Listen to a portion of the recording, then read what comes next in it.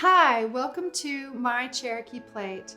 These videos are an initiative of the Eastern Band of Cherokee Indians Tribal Food Distribution, our Public Health and Human Services Department, and the USDA's FDPNE program. And today we have a special guest, Norma Moss. Hello everyone. I'd like to tell you a little bit about what you see here, a can of tomatoes. In the past, we have been known to grow many vegetables in our homes, and this has turned out to be one of the most versatile vegetables that we grow. Today we're going to make, with Norma and her mother's wonderful canned tomatoes, a tomato bisque. It's very simple to make using your Instapot, or you could do this using a stove. For this, you need a couple cans of tomatoes. We're going to use a little bit of half and half to make it creamy, an onion coarsely chopped, and garlic coarsely chopped. When it's all finished, we add just a little bit of Parmesan cheese and basil. And this is naturally a healthy dish. One more thing that I like to add to the tomato soup, which is completely optional, instead of adding sugar, I like to add some carrots. And these carrots come from Tribal Food Distribution.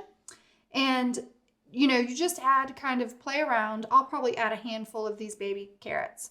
And what's nice is Tribal Food Distribution also has canned tomatoes, diced tomatoes, which is wonderful. So most of all of these ingredients, including the onions, the only thing that didn't come from food distribution today is the garlic, which is very easy to grow. So in our pot, we're going to go ahead and add some garlic.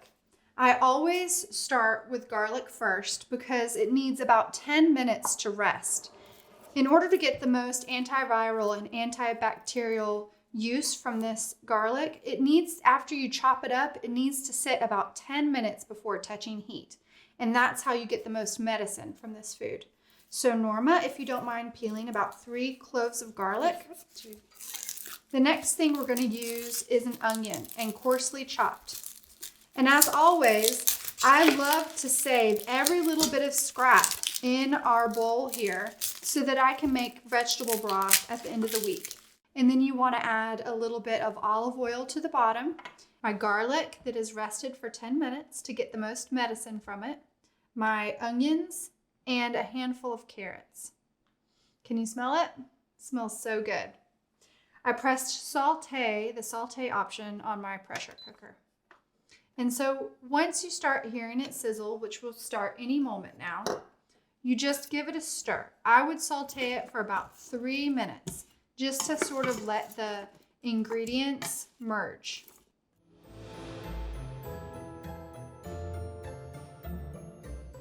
So Norma, after we've sauteed all of this for about 3 minutes, I add my chicken broth. And if you use low sodium, you can add the sodium later. So each individual person can add what they actually want, because we all have different needs. And if you wanted to make this vegetarian, you would just do your vegetable broth.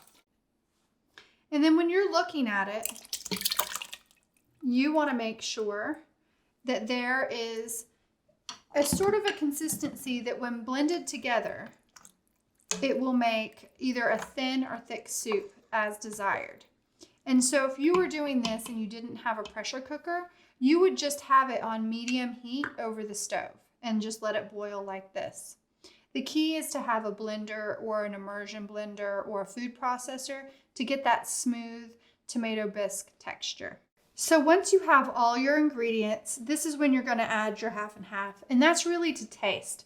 Usually for this, which is going to make about 10 to 12 servings, I'll add a 1/4 cup. You want to go ahead and put your lid on tight.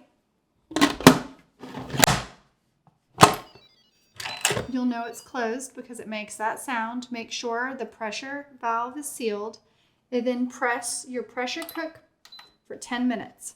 You can do a shorter amount of time, like 5, if you're in a hurry.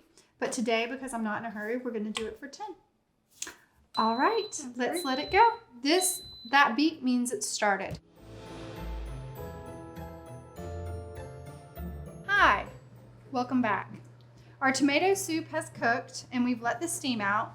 And now I'm going to use this immersion blender and just make sure to put it all the way down. What I like about this immersion blender is you don't have to pour it into anything. It's beautiful. And it's nice and creamy.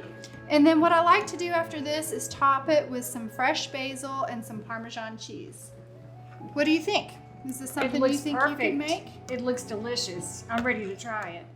Okay. Those tomatoes came in handy. Those tomatoes came in real handy. We need to thank your mama. Yeah, we will. Okay. All right.